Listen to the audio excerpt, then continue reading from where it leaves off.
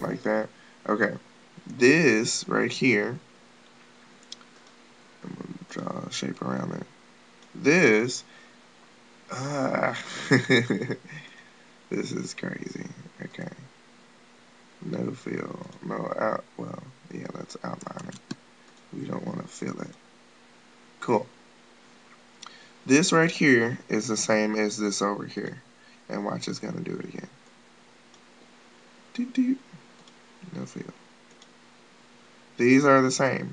Okay, so we're going to start here measuring, and then we're going to go up this way, and the same difference, we're going to go up this way. Now where we stop here, that's where we stop measuring here. So let's say yours is 7 and, 7/8 or whatever. It stops right here. Okay, cool. Now we do the same thing on our back. We start on this end, which is this end on the back, and we measure up this way, which is up this way on the back, okay? Now, the back may equal 8 7/8, okay? So, boop, it stops right there. This is your cap ease, okay? So, I'm going to write this in. Cap ease. Now, if your cap ease is more than what you're supposed to have, you're in trouble. You need to find some ways to get rid of that. And I will actually do some tutorials on that, but they won't be on my YouTube channel once again, because they are some pretty detailed videos. But anyway, this is just the gist of it. You have too much here, you need to get rid of it, basically. So you got to find out how to do that. Now, once you've gotten rid of it, and let's say now it's perfect, you're going to take this, and you're going to come right in the middle, and wherever this is cut right in half, that's where our centering notch is going to go. Okay, so it's the same deal as if this is here, and we're going to move this out of the way, and this is here. It's the same deal. The center of it is going to be where your centering notch goes. Okay, now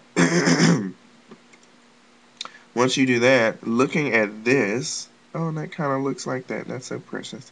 Okay, now, looking at this, you would probably say, okay, well, wait a minute. I have a center grain line, so why is my centering line way over here? Well, good reason for that. The centering grain line is just showing you the center of the sleeve itself. But when you sew the sleeve to the bodice, the sleeve has to hang slightly to the front, either directly, like, okay, this is what I mean. This grain line needs to match up. This bottom part of this grain line needs to match up flush with your side seam, or be up to, but no more than an inch in front of the side seam, not behind it. So if it's floating towards the back, that's wrong. It needs to be floating towards the front. Okay. So anyway, that's just my little thing on sleeves, giving you a basic little small thing on that. Let's move on.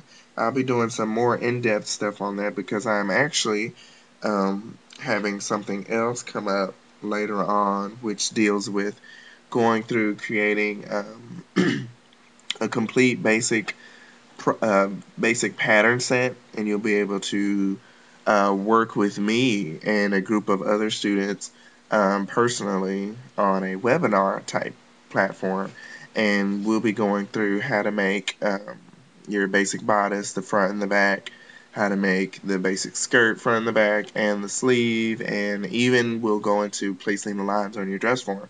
And we'll be doing all of this together at your own convenience. That way you can do it in your house. We'll be doing this over the internet, and we'll be doing this together. That way you won't be, lost all by yourself. And I have some tutorials created for that too.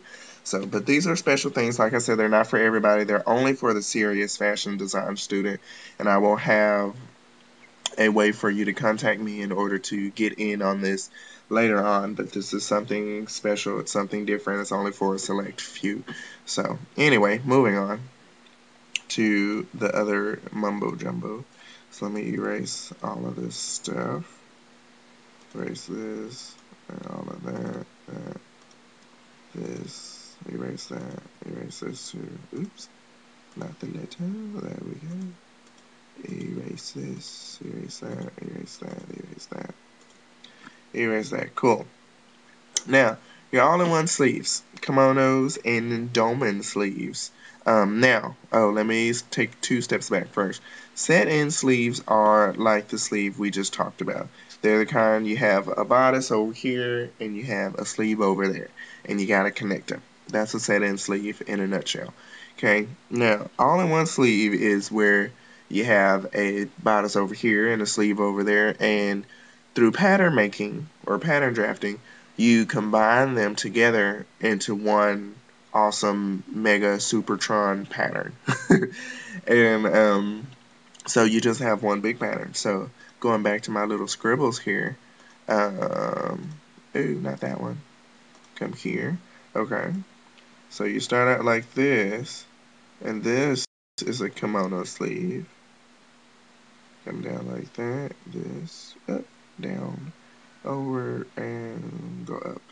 Yay, center line is pretty straight. Okay. So, this is your kimono sleeve pattern.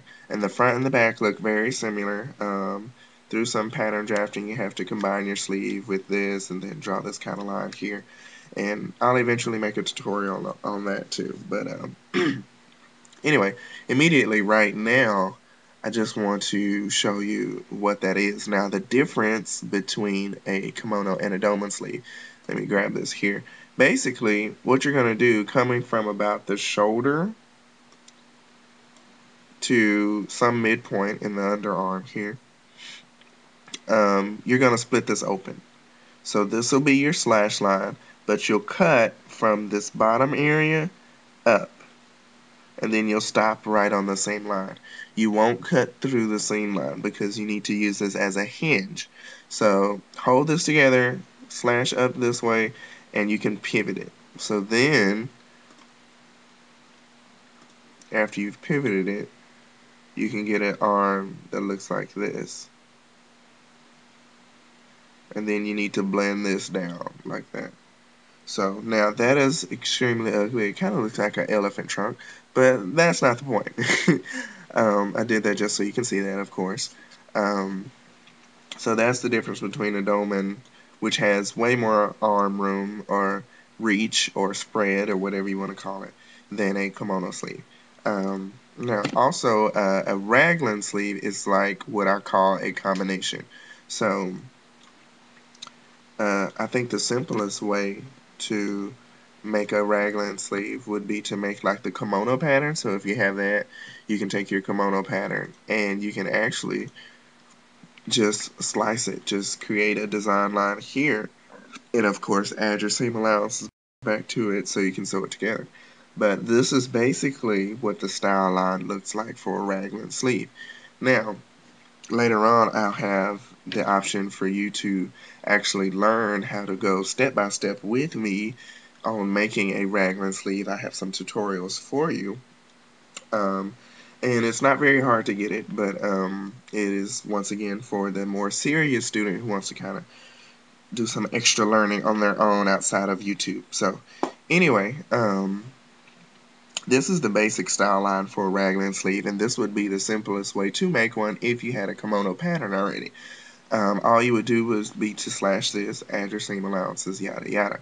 Now, the actual raglan sleeve has a slightly more curved line, and you can still do it the simple way and just add a curved line here. And we'll just move this.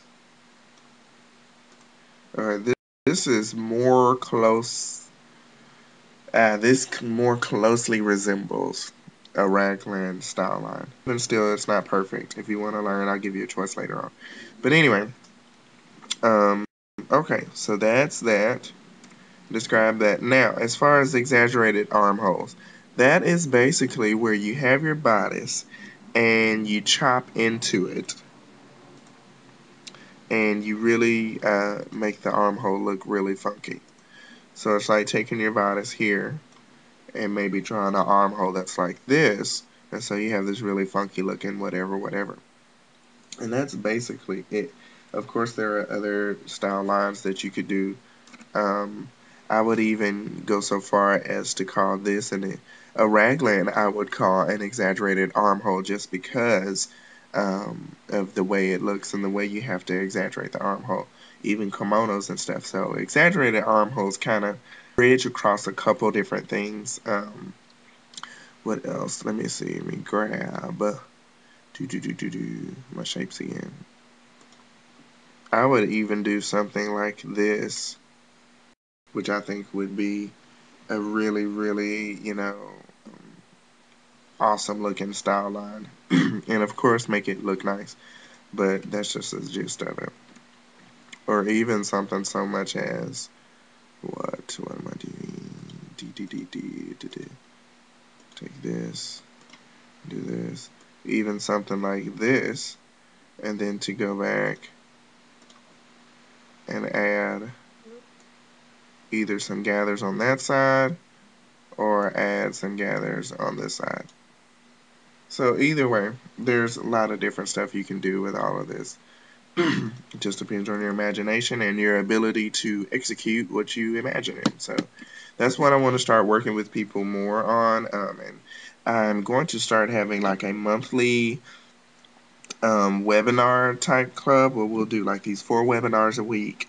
Oh, not a week. I'm sorry. 4, like 1 each week, basically, and we'll just do this masterminding, and we'll just come in a group and we'll do like this coaching, and we'll talk about exactly how to go from certain designs to other designs, and I'll help you come up with ideas and different solutions for your design problems, and we'll kind of help each other. So anyway, that is it for now. We are going to get off the computer screen in the next couple videos and actually look at a real sleeve and compare it to sleeves in your closet. So, talk to you later. Thanks for watching.